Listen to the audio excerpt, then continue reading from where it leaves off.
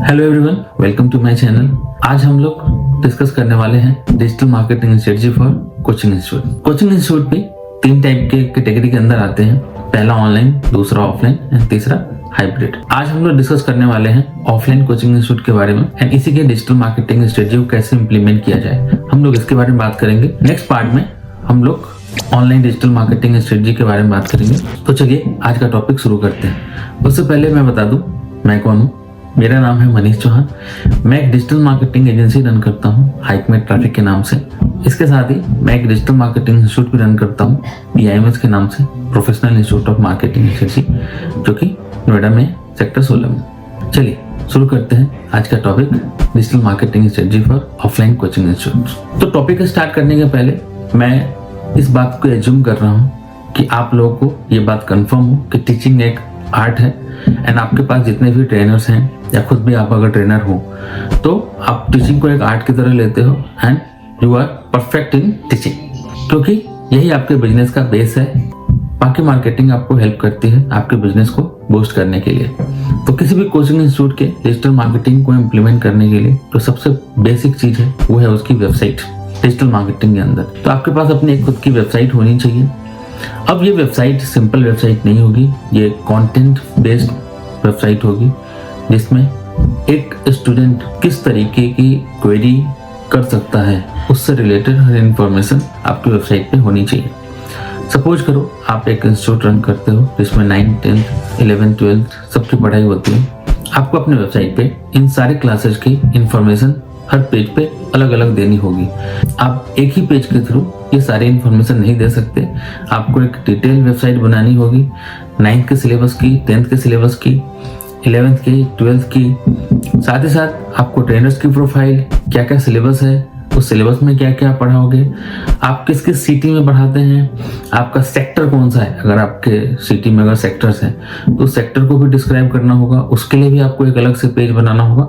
तो ये पूरी की पूरी वेबसाइट आपकी कंटेंट बेस्ड वेबसाइट बनेगी। इस कंटेंट बेस्ड वेबसाइट को बनाने के पीछे का रीजन है इसकी डिजिटल मार्केटिंग हम लोग इम्प्लीमेंट कर पाए, बिकॉज इसी वेबसाइट पे आपकी सारी स्ट्रेटजी इम्प्लीमेंट होने वाली है। इसी पे ऐड रन होना है, इसी पे आपका SEO सर्च इंजन ऑप्टिमाइजेशन भी एग्जीक्यूट होना है।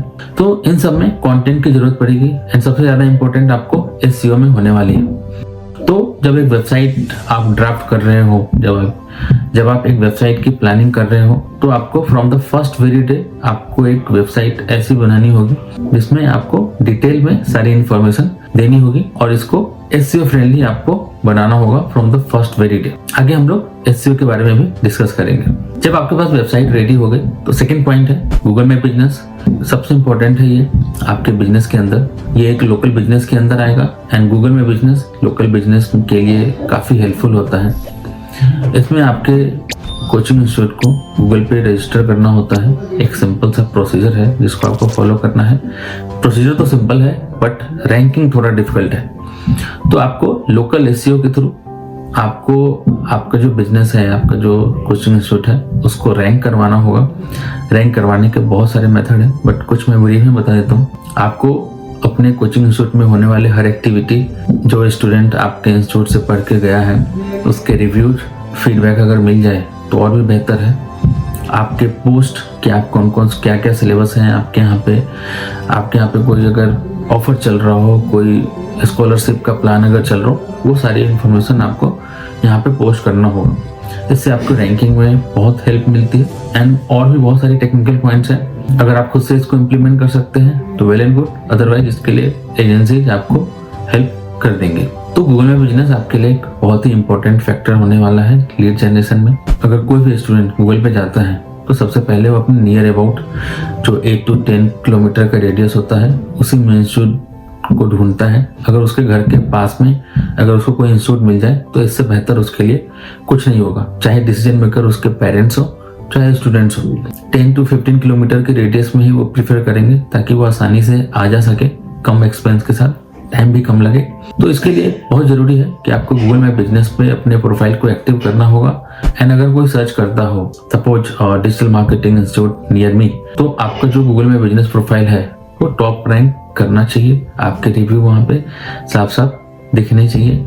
आपको यहाँ से अच्छे खासे लीड्स जनरेट हो सकते हैं। नेक्स्ट पॉइंट है सर्च इंजन ऑप्टिमाइजेशन, SEO। मैंने फर्स्ट पॉइंट में बताया था आपको वेबसाइट बनाते वक्त ये आप वेबसाइट क्यों इम्पोर्टेंट है। ये SEO के लिए ही सबसे इम्पोर्टेंट होता है। आपकी वेबसाइट पे जितनी भी कंटेंट डलेगी वो सब SEO फ्रेंडली होगी। यूजर्स की क्वेरी के अकॉर्डिंग हमें अपने वेबसाइट पे कंटेंट लिखना होगा, कंटेंट डालना होगा, उसके अकॉर्डिंग हमें पेजेस बनाने होंगे। सपोज करो आपका इंस्टीट्यूट नोएडा में है या फिर दिल्ली में है, तो आपको अपने आसपास के जितने भी एरिया हैं उसके अकॉर्डिंग आपको अपने पेजेस बनाने होंगे। आपके पास अगर 8 to 10 कोर्स हैं या फिर जितने भी कोर्स हैं उस कोर्स के अकॉर्डिंग भी आपको पेजेस बनाने होंगे। आपके ट्रेनर्स की प्रोफाइल, तो आपको हर कुछ जो कि सर्च इंजन के लिए हेल्पफुल होगा आपको अपनी वेबसाइट पे डालना है। कीवर्ड रिसर्च करना है तो ये एक SEO का पार्ट है। आप ये खुद भी कर सकते हो या फिर आप इसके लिए किसी एजेंसी को हायर कर सकते हैं जो कि आपके इंडस्ट्री से रिलेटेड कीवर्ड रिसर्च करे, आपके लिए एक कंटेंट सजेस्ट करे, आपके लिए बाकी का काम जो भी SEO के अंदर होता है उसको इम्प्लीमेंट कर सके। इस वीडियो को मैंने डिटेल में बनाया है इसलिए इसको 2 पार्ट्स में डिवाइड किया है।